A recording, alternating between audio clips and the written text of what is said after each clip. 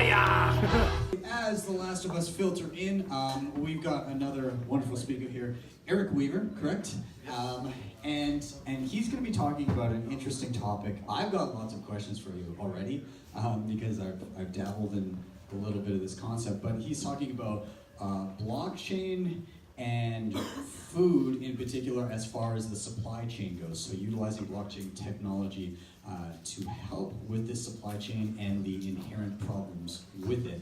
And you'll elaborate on that. So I'm just gonna let you take it, but thank you very much for being here. Let's give him a round of applause to get him started. Let him take it away. Hi everyone, so my name is Eric Weaver and I'm from Seattle, Washington. I've been a huge believer in crypto for about 4 years now. I wrote one of the first articles about crypto in Information Week back when no one even knew what it was, and even then they were dismissing it as some kind of a thing that had the audacity to try to replace money and yet was, someone's experiment. And of course we've seen how that went. And what I want to talk to you today about is food. As you can see, I'm an enthusiast. And especially poutine, by the way. Pike Place. Pike Place, that's right. So what I want to talk to you about is how blockchain can be used to save people's lives. And how we can stop people from getting sick. And you guys have a great food supply here. You've got a safe food supply here, but you go south of the border into Trump land, and holy shit, like there's a million things wrong and getting worse. So we're going to talk about that today. Prior to doing my own thing, I was at Xerox in charge of IoT and blockchain sales. But before that, I was in advertising as well. And so I lived in Vancouver for a while, and I worked with some brands that you're familiar with, Marine Harvest and Sunripe and Nature's Path Organic Foods, but usually on the marketing side. As you know, we have kind of a circus going on right now, where there are alternative facts that completely disagree with each other. People are adopting the facts that they want and rejecting the facts that they don't want. And this is so widespread now that it's extremely concerning to me as a marketer that by some chance, people would, as I'm promoting a brand like Nature's Path, for example, that people wouldn't trust that what I'm telling them about the food that they're going to eat is true. And so in this environment, truth is becoming a huge issue, and that's where blockchain comes in. You can see here in Canada that you guys have stayed pretty much the same when it comes to trust in your government, in the media, in NGOs, and in business, and what business can do for you. You trust that, and that hasn't changed over the last year. Now look what happened south of the border. The US has plummeted, it's a big surprise, right? In 1 year to the least trusting country on the planet. And you can see that the two sectors that have lost the most trust are food and beverage and packaged goods, the things that affect people very personally. It's products that you put in or on your body, or your kids, shampoo for your kids, or the insulin for your mother-in-law, etc. So in this environment, this is a tsunami of epic proportions that's going to come to the marketing world and to food brands in particular when people stop trusting that what they're going to eat is going to be good for them.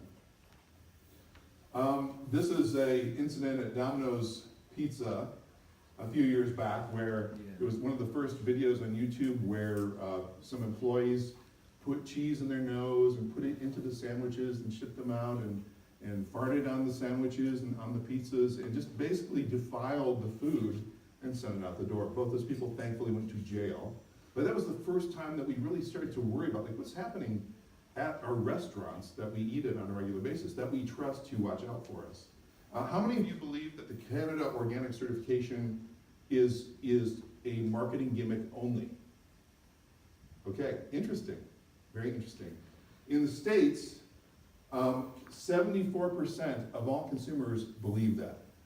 And the reality is that the organic certification is actually quite rigorous. You have to have government scientists show up, they do DNA sampling, they look at the soil, and they look at the water, they look at the way that the food is produced. And they give you the certification if it meets a high level of criteria. So it actually really is kind of a big deal. But despite that, we don't trust it down south. We don't believe it's real. We think it's all fake. My mother is a 5'0" Japanese hairdresser, and she says stuff to me like, oh, those doctors, what do they know? And I'm like, God, Mom, hopefully more than you or me. I mean, it's a doctor they went to school for decades. Come on. And that's the mentality right now, because is that cop, who is a pillar of the community, going to shoot me when I go to reach for my wallet after they pull me over for a traffic stop? These sort of pillars of society that have been there for decades are shaking like this. And so how does a society operate when there's no trust? And that's where I believe blockchain can help. Marketers do not do aren't helping the situation. Do they have Kobe burgers here, Kobe beef burgers? Have any of you had a Kobe burger recently? Okay, so in the States, there are only 8 restaurants in the United States that actually serve real Kobe beef. But I can guarantee you that every sports bar serves some kind of Kobe slider, and it's all bullshit. It's marketing bullshit. So marketers are not helping this situation.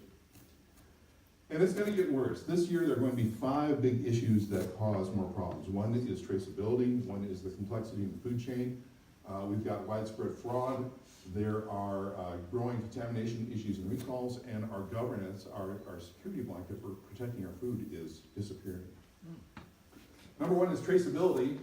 80% of the world's food supply comes from small family farms, like my brother-in-law's. Most of them are overworked and underpaid, and they're not going to sit there and type data into a blockchain about how organic their apples are, or whatever. Generally speaking, they just don't have the manpower to do that. And so this is a huge problem when it comes to traceability, because how do we track our food back to where someone got sick if it's all these small little farms that have either no records or paper records or human error? And there is an estimate of 30 paper documents for one food shipment. 30 paper documents. And IBM says there are 200 paper documents on average for a food shipment. So again, who's going to type all that into a blockchain? This is the food inputs to the United States. And again, I've tried to customize this for Canada, forgive me. Most of my data is for the US, but you can see here peaches from East Asia, peas from Southeast Europe, coffee from East Africa. Increasingly, I grew up thinking that, and it's probably the same with Alberta, right? I grew up thinking that all beef was from Wyoming and all corn was from Iowa and all wheat was from Nebraska, et cetera, et cetera.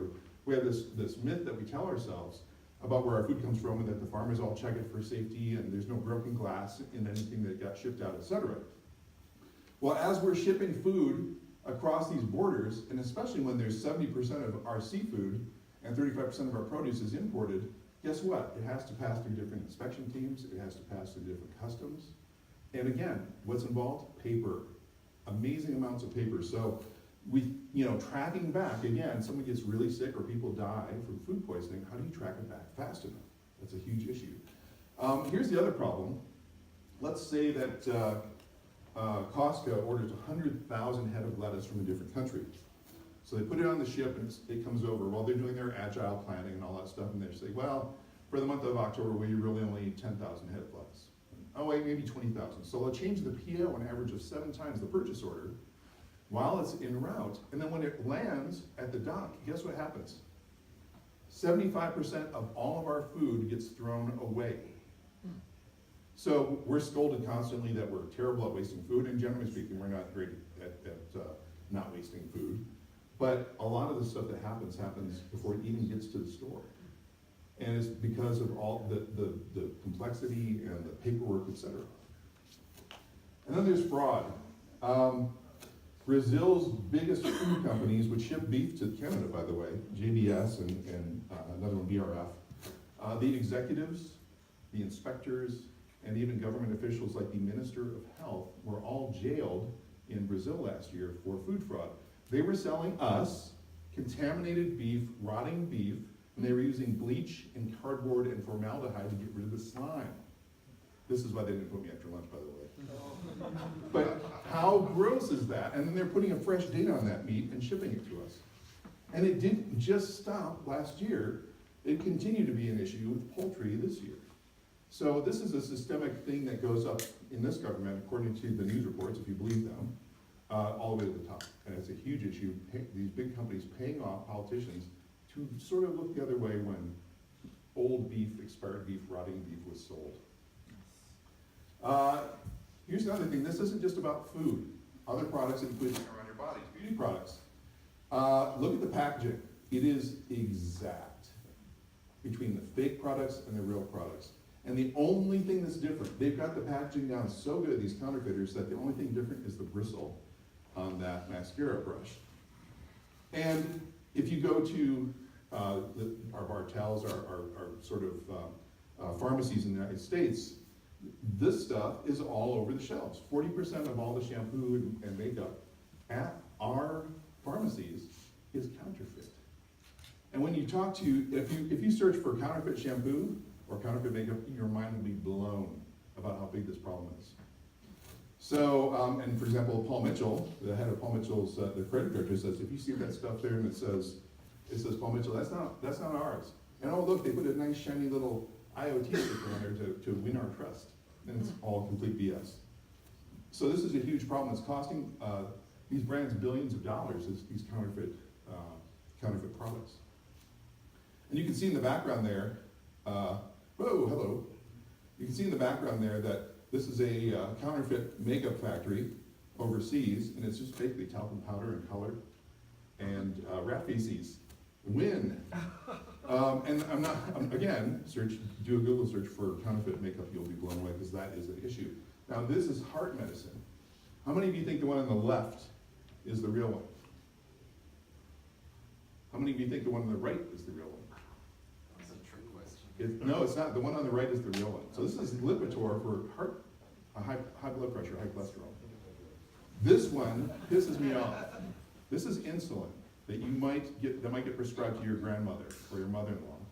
Fake insulin with a nice little QR code on it to make it look even more real. The packaging is exact. This one is fake. Who does fake insulin? Who does fake Alzheimer's meds? I mean, that really takes a special personality to do that kind of thing. So this is the kind of thing that is increasing. If you look at the trends in counterfeiting products, imported counterfeiting products, etc., you'll see that it's on the rise, and that is very concerning to me as a brand marketer. In Canada every year, that should not say 48 million, sorry, but my bad. I think that's more like 16 million that get sick every year, or maybe not 60, I think it's 6, sorry, I should know this. 4,000 do indeed get hospitalized for food poisoning and 105 die every year from food poisoning in Canada. So, as I said, compared to the United States, you guys have a fraction of the problem that we do. But it is a growing problem, and it's growing worldwide. I think 1 billion people get sick and 420,000 die every year from food poisoning, and it's a data problem. It's a data problem. So, this happened in July. 3,000 McDonald's restaurants in the United States had parasites in the salad. I'm not loving it. And, it gets better. They kind of move around in your face. Awesome. Yeah. 3,000 McDonald's had all of their salads pulled. Massive, massive cost. That was July. Then they found out that the parasites had spread to Walgreens, Kroger, and Trader Joe's into all the wraps. That was August. In September, salmonella in Sugar Smacks from Kellogg's. People getting sick from that. September 16th, someone put needles in a whole bunch of, 100 different people found needles in Australia in their strawberries. What? It destroyed the strawberry business in Australia, one of the world's biggest exporters of strawberries. That was September 16th. September 20th, 66 tons of ground beef recalled after someone died. Macadamia nuts, Whole Foods, a place you'd think you pay enough, it better damn well be secure food, right? Yeah. September 27th, recalled for salmonella. And it goes on and on and on. Oh look, all three on the same day. 89,000 pounds of ham, 38 sickened in 7 states from eggs. Same day, 6.5 million pounds of ground beef from JBS, Brazilian meat producer in the United States. So this is what's happening, and even Thursday, every day there are more issues, and guess what? I hate to be the bearer of bad news, but in the first 12 days of October, there have been 12 recalls in Canada. It's not just down south, it's happening here too. And I'm sharing all this with you to sort of emphasize the problem. I don't want to, beat the horse meat to death, as it were. But I just want to share this with you so that you know what's going on, because this is something that we can fix. It's a data problem. Even worse, dogs are dying in the United States because they're eating pentobarbital in their dog food. Pentobarbital is a chemical used to put down horses. Wow. So that ground beef, dog food ain't ground beef. It's horse meat. The dogs are dying. But again, I don't want to be too bleak. Some of the horse meat found in British grocery stores is actually donkey, so that's a, you know, put that one in the win box. Wow. So that's a problem, right? And then the fifth point that's going to make trust get even worse this year is the fact that in the United States, only 2% of our food is inspected on a good day. And they only check for biocontaminants, they don't check for heavy metals or chemicals. And they often, because they're under-resourced, they will trust the Brazilian beef inspectors to do their job. So we are facing this problem together. Again, these are brand experiences that happen in or on your body. This is the shampoo you wash your kids' hair with. This is the insulin that I give my mother-in-law, or the Alzheimer's meds that I give my mother-in-law. And that's where blockchain comes in, because blockchain is built for a world where no one trusts anyone. And that's where, for once, this technology, rather than just allowing us to ship value back and forth to each other, will also allow us to create a trustless system where people in the supply chain can work with each other and not worry if someone is lying, because they will be outed instantly. Yeah. You guys probably know all the blockchain and one of those stuff. I put this in here when I speak to marketing crowds, but basically, unlike a centralized database like Costco's product database, we want everyone in the supply chain to have access to the same data, in fact, to have the same data on site for them. And that any one player in the supply chain, let's say a truck driver falls asleep and the meat spoils because he forgot to turn the reefer on, and he wakes up, goes, oh shit, and keeps driving, gets to the Costco warehouse, and the meat is cold again. Right now, it takes weeks to find out when that happened and where it happened. So if everyone has access to the same logistics data about the food and the quality of the food, we can stop this stuff before anyone gets sick. So imagine, I'm at my local Safeway and I buy a can, true story, can of Safeway signature corned beef in a can from Brazil. This is how this whole thing started. And I get sick. And I call Safeway and I say, you guys, I got sick from your food. In fact, my whole family got sick. And so they start a trace back. Well, in supply chain, you only have to trace back to the last person that sold it to you and the person that you sold it to or moved it on to. So it's a step back, step ahead kind of thing. No more data than that. So no one person can see all the way back to where something happened. Now, Safeway calls Libby's brand, and says, hey, we got a customer who's really sick, possible lawsuits. And Libby says, yeah, well, we got 40 carcasses in and we canned them and we sold them to you guys, but let us call our supplier. So they go back to the supply chain, they go to the Sleepy Time Trucking Company, who swears up and down that the meat was held at a constant 40 degrees Fahrenheit. And they can only go back one step to the Pacific Processors, the slaughterhouse, who said, yeah, we slaughtered them on this date, but Sleepy Time picked it up and it's not our fault. And on, all these different databases that go on and on until we get to Suspicious Farms, the farmers who grew it, and they say, no, our food is NGO, there's no sick cows, et cetera, et cetera. So all these databases talk to them is why it takes so long to trace food. Because you're calling people on the phone, which truck driver was it? Which truck, what day? To find out what happened. How many of you think the retailer pays the damages for such an outbreak? Raise your hands. You think it's the retailer? How many of you think it's the farmer? How about the trucking company? How about the cannery? So it's the brand. It's whatever brand was sold to you. They're the ones who pay the lion's share. Now some of them, sometimes it'll also be the retailer because they got to recall all the food from the shelves, but it's not just an average of $10 million that they have to pay for one recall. And again, we've had one recall every day in Canada for the last 12 days. We got to do an investigation, and operations is disrupted. We got to do a crisis management plan. We got to pull all the stuff off the shelves. We got to destroy it. We got to notify all the customers what happened. They're going to start suing us. The government's going to find us. Our sales start to slide. Our stock price goes in the toilet, et cetera, et cetera. It's a massive financial problem. So now, in the beautiful future, we have everyone being on the same blockchain. No one company owns it. Costco doesn't own it. God, I'm blanking on Canadian grocery stores. Someone help me out. Big Canadian grocery store?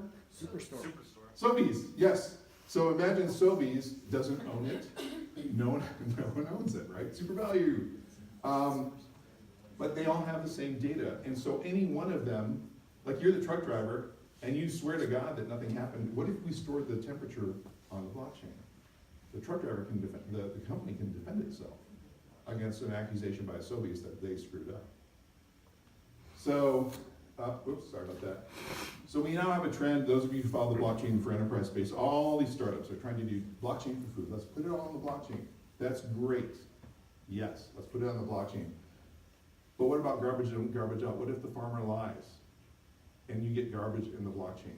What if the trucking company sends over edited data from their sensors? You got garbage in the blockchain. So you can bake lies into the blockchain, and then what happens to blockchain? Everyone starts to distrust blockchain, the thing that was built to stop this kind of problem, and that's what I worry about too. So my brain instantly went to, let's figure out how to plug all the holes where people can fetch the data. So it's all about driving out doubt. Where did this food come from? How did it get to me? You can't see it there, but what happened to it along the way? Let's go to Suspicious Farms. They said, our food is non-GMO, or GMO, or organic, or non-organic, or whatever, who cares? But they say that these are our marketing claims, and this is what we stick by as we're marketing to you, consumers. We have to first certify what happened on the ground is true, and those Canadian organic farmers, every year they pay probably on average $3,000 for a certification where the government comes out, does an inspection, looks at the DNA, looks at the soil, looks at the water, looks at the methods that are being used to produce that food and gives it their stamp of approval or not. General Mills, which creates Nature Valley protein bars, had to retract their organic certification because glyphosate from Monsanto started blowing into their fields of oats. You know how much it cost them to pull everything off the shelves and change all the packaging? Millions and millions of dollars because some Monsanto Roundup seed blew into their fields. So we're talking big money here, and we need to certify what happened is true. And let's say that the farmer can say, well, you know, let's test our fields, and they're you know, you can see them telling the truth, but just outside there's a Monsanto field, right? Well, maybe they don't get let's say we create a credit score, as it were, of food truthiness and food trustworthiness.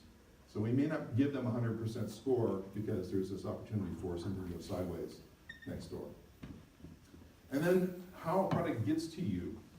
Let's say that we read the sides of beef, we read the numbers and the tags and the information about the cow, and we load it up to the blockchain when it leaves the farm, and the truck driver delivers it, and we load that data, the time and date, temperature, et cetera, up to the blockchain. What about in between, when the truck driver falls asleep? Right now, huge opportunity for bad data.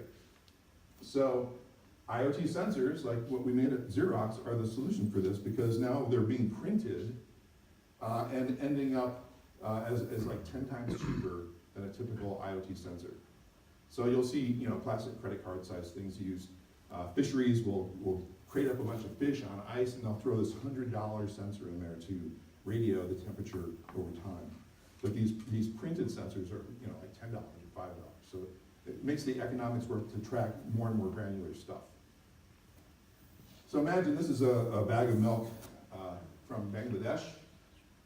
And imagine if you as the consumer or you as a supply chain partner could scan that and see on the web the latest blockchain stored data about your food. That'd be kind of cool, right? But also underneath it is the data itself. So we're storing the actual data on the package of what happens to that milk, what happens to the temperature, does it get tampered with, et cetera. So now we're starting to plug all those holes where people can lie. So you guys, if you've seen any kind of blockchain charts before, the farmer of the beef, they upload their information to the blockchain. The vet uploads whether they're hormones or antibiotics for that cow or those heads of cows. It gets on the truck, the time and temperature, et cetera, gets uploaded to the blockchain, et cetera, all the way through to you. But now, if we have this data stored on package, I can see that Joe Bob did indeed fall asleep and forget to turn the reefer on, and the temperature in the container went up to 140 degrees, and meat spoiled, and he turned it back on, he drove on, and it cooled down, and the cannery can go, I don't want that. They can see it immediately that this happened. So now, guess what? All these people who are up for a lawsuit, who could be sued by consumers or retailers, all that risk is gone. Because everyone knows what happened. That truth is, it's a single source of truth. And also, with those counterfeit cosmetics, let's say there's a whole bunch of expired product in a warehouse, and they're like, let's just get rid of that and clear out some room for some new stuff. And the truck driver goes, I'm not taking that. It doesn't have a blockchain tag. You guys normally do. I'm not taking that risk. And so they don't. So what we get is a self-reinforcing system of good behavior. Because Walmart just announced, for example, that all leafy greens are going to be on a blockchain DApp by September 2019, which is awesome. Yeah. And because they're worried about the risk of getting sued, of people dying. Parasites, are you kidding me? Their business is going to tank if that kind of thing starts happening on a regular basis. So they're mandating that this happen now, which is awesome. So, and the other kind of cool thing is that you can start doing some really cool stuff with AI. You can start doing predictive analytics or prescriptive analytics. So the retailer goes, I wonder when I should expect the next shipment, because they can see all the data. The warehouse says, when should I put in the next order for product? They can see all the data. The cannery says, what kind of logistics and trucks do I need to line up to be able to deliver everything on time and meet my service level agreements? Because they can see all the data. So on and on and on. All these people can now mine this data that they never had before. It was in paper form, or it wasn't there, or it was inaccurate, and they can do something about it to drive up billions of dollars, arguably, from this system. So, 507 laboratory-confirmed cases of parasites. It's just gross to think about, right? 16 states, 24 hospitals. It took them 6 weeks to figure out where it came from. And over that 6 weeks, McDonald's lost $6 billion in market cap. Now, McDonald's has like $129 billion in market cap, so not super painful for them, but that's a lot of blockchain projects. That would pay for a lot of blockchain projects. And how many of you heard about the romaine lettuce incident that happened in the spring? Yeah. Also super gross, right? So our CDC scientists, our lauded CDC scientists, have still not identified today exactly where the problem came from. They have a theory, though, and the theory is that they found a 100,000 head lot of cattle, a feedlot, that crossed a stream. And guess what stream they were using to water all of the lettuce in that valley? The most tasty poop water ever. So the romaine lettuce industry crashed, and Kroger, one of our biggest retailers, says we still don't know how much damage that caused, because we had to pull everything. It cost them lawsuits. They're still getting lawsuits coming in. They're still having all these financial impacts months later. So there's a lot of money tied up in this thing that could be saved.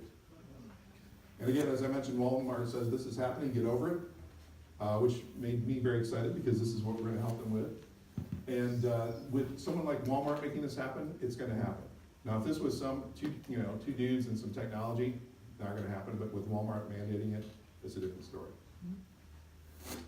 Canada is leading in food safety. You might not know this. It's kind of cool.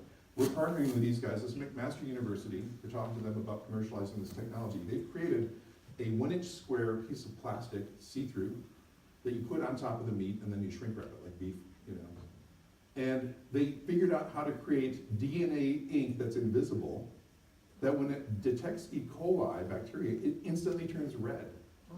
So you put that on the meat, the customer can't see it. What's this little piece of plastic? I don't know.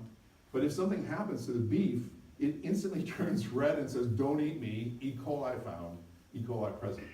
That's awesome. Now that's very low tech, but the fact that that's inkjet printed makes this a scalable technology that could save lives easily. So that's a Canadian thing that you should be proud of, out of Montreal. And also, a company out of Toronto called Sabermetrics, they figured out how to do chemical analyses through the bottle in a non-destructive way. So typically, companies will waste up to between 2 and 10% of product to do testing for safety. Well, guess what? With liquid products now, olive oil, honey, anything really, you can test through the bottle and not even open it. And guess where that data can go? On the blockchain. Kind of cool. So we can start building this case for proof and truth within our food supply that will save people's lives. So, wrapping up here, imagine if you could hold your phone over a product like this can of corned beef, and you could see exactly where it came from, when it was audited, and you could see the exact path that it took to get to you. And you could also see what kind of origins it was produced under. Was it produced in a giant feedlot? Was it produced organically, et cetera? And it would, you know, you would have a proof score. So 94% of customers or consumers say that this is something that they would pay more for, that they would want. And if you were a Libby's or a Safeway, and you could have blockchain certified food, would you pay more for that if you could see exactly everything you ever wanted to know about that food? That is my personal passion. This is the thing that gets me up in the morning and gets me super excited, because this is the stuff I want to work on. Instead of just marketing things, I want to save people's lives. And we have the technology, it's just a data problem. That's it. It's a complex problem, and it's a massive ecosystem, but you start with a pilot, you start with a few things here and there, and you slowly build over time. So, that's my speech. We are on Telegram because all the trendy blockchain kids are on Telegram, so if you want to follow along with what we're doing, we are there. And I'm going to open it up for questions. I don't know if we're doing a panel-y thing. Yeah, we'll do it. We'll do a quick one and then we'll get Okay. yeah. Let's if What? we can get the screen up, that'd be awesome. Yeah. Why don't I start answering some questions? Go ahead. I'm sure you're familiar with another blockchain project called Modem. Called what? Sorry? Modem.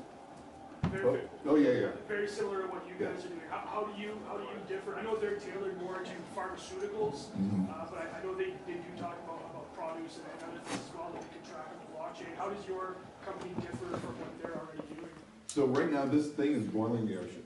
It's a massive project, and wow, where do you start, right? So right now we've got IBM, we've got Ambrosis out of, I think it's Croatia, we've got TE Food out of Vietnam, all chasing these projects. IBM Food Trust is a massive, probably the biggest 800-pound gorilla trying to do this, but they only focus on blockchain. They're not doing the sensors. So there's holes in their logic.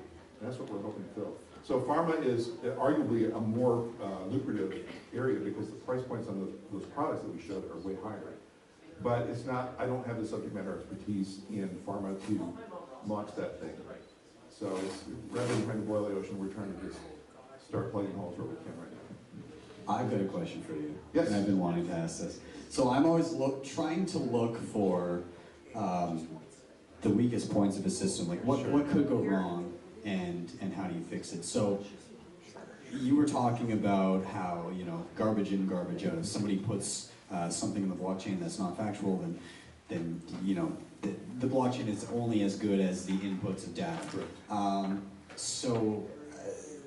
There's a lot of opportunity there along every point of that supply chain for people to screw with things.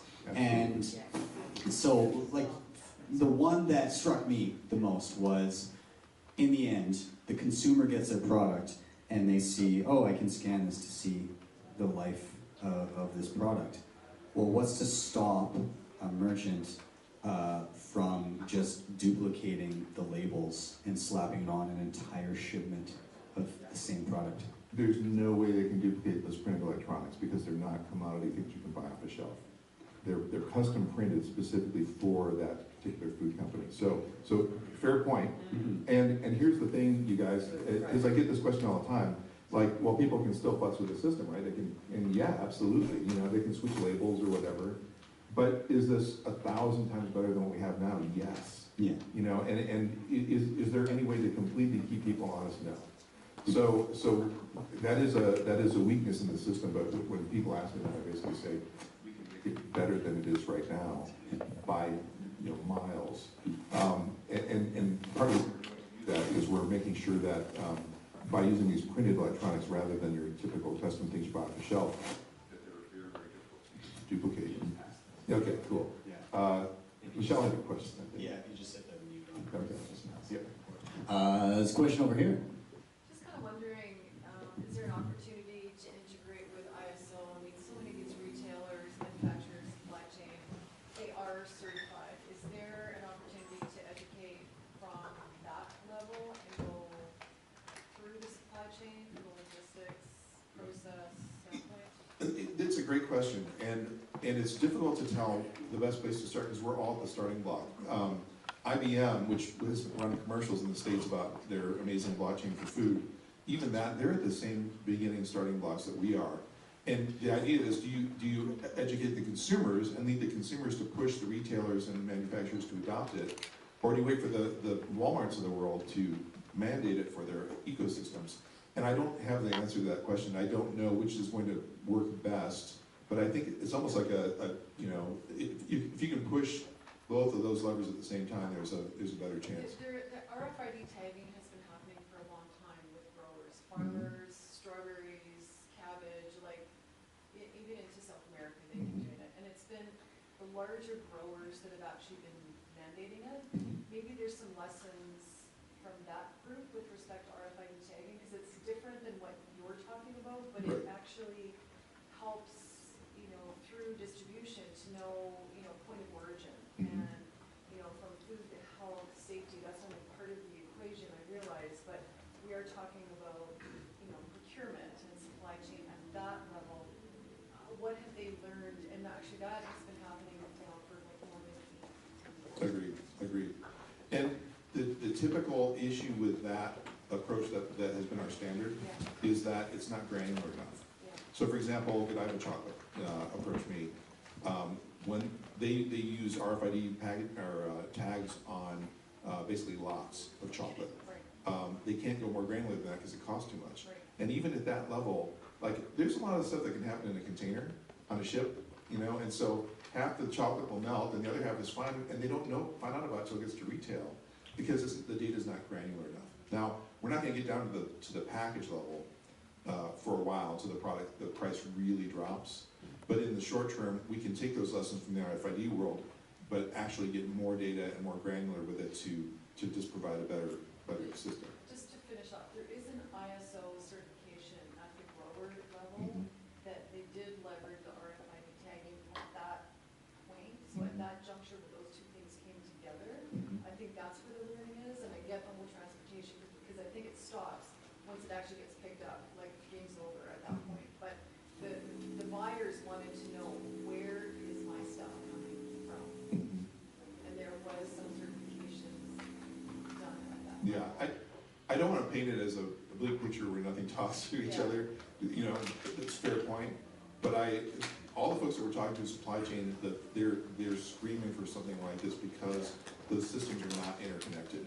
And that's where we can take those learnings and we can take blockchain tech, and if we give everyone access to the same data, to those sensor data, whether it's the old school kind or the new school kind, it's going to improve the situation. Thank you. Awesome. Do we have any other? So, being in the blockchain space, if there's like one thing I've learned, it's disruptive. And when it comes to disrupting, I don't care how much money any industry is losing, that money lost is somebody else's money gained. Who are you pissing off? Is Waste Management upset they don't have 70 million tons of stuff that people are paying them to throw away? Or what is stopping this from not having everybody throwing money at it? Who's lobbying against you? Who are you disrupting and displacing in this economy? We have no idea, because the system is so complex, what those impacts are like now. We know that corporate America, at least, is extremely risk averse, is typically under-resourced, and no one wants to rock the boat because they don't want to not get their bonus, right? But if someone can quantify, and we're starting to see this happen across corporate America now from an enterprise blockchain use case level, more and more people are putting it in terms that people can understand, the CFOs can understand. And they have to, because it's been like, well, the distributed ledger is like, a bunch of money, and you can just see their eyes glaze over. What are you even talking about right now? There haven't been any good sort of blockchain whisperers for corporate America. Now they're starting to appear, but generally speaking, everyone's been sort of risk averse and kind of holding back on doing these things. Now, yes, there will be players in this ecosystem who will not like this change.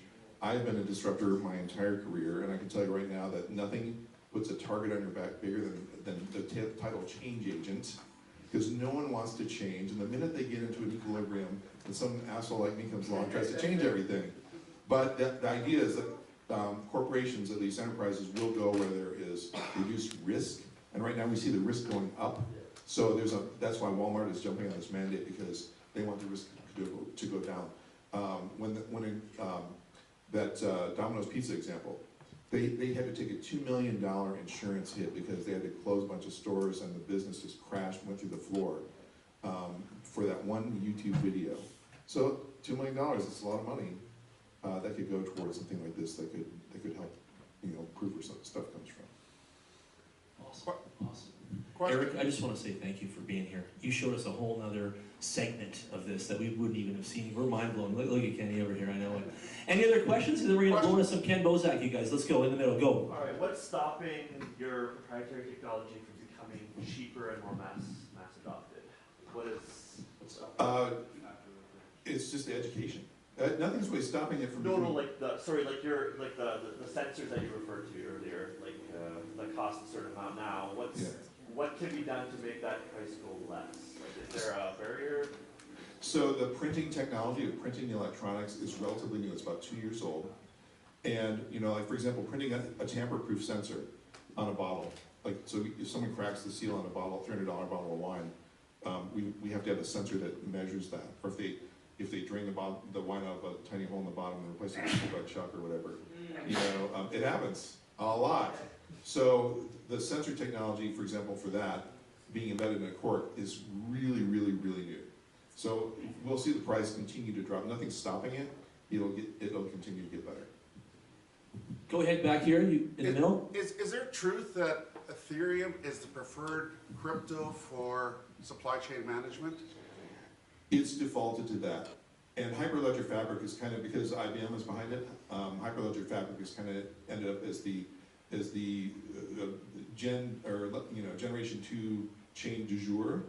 Now there's Hedera Hashgraph, and there's RChain, which is not quite out yet, and Dragon Chain in Seattle, which are these 3rd-gen chains that are either they're just about out, or they got a testnet up, they got an MVP up and running. They're just at that very beginning stage. So that's what we need for this to scale. It needs to be like a Hashgraph, which Citibank and Visa have jumped on as a contender.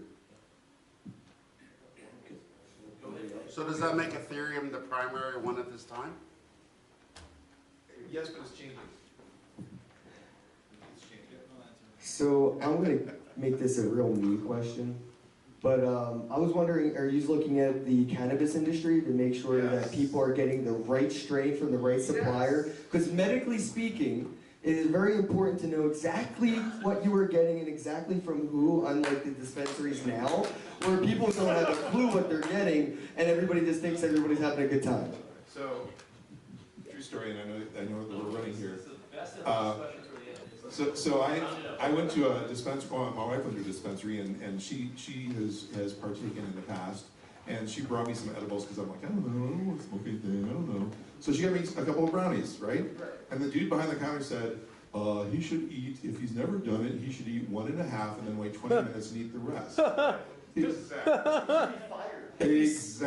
So guess what happened to me? Wow. Like, it was awful customer experience. So that's where, in cannabis, especially your provenance of the product is really important. And it's not just important for you as a consumer, it's important for the growers to be able to show to regulators how to where their stuff was. And so sell it illegally. Exactly. So cannabis is a huge opportunity for provenance, blockchain provenance, but it's a whole nother subject matter area of expertise I don't have, clearly. So, We can work together. Yeah. Awesome. Thank you so much, Eric. Let's give this guy a round of applause. Right?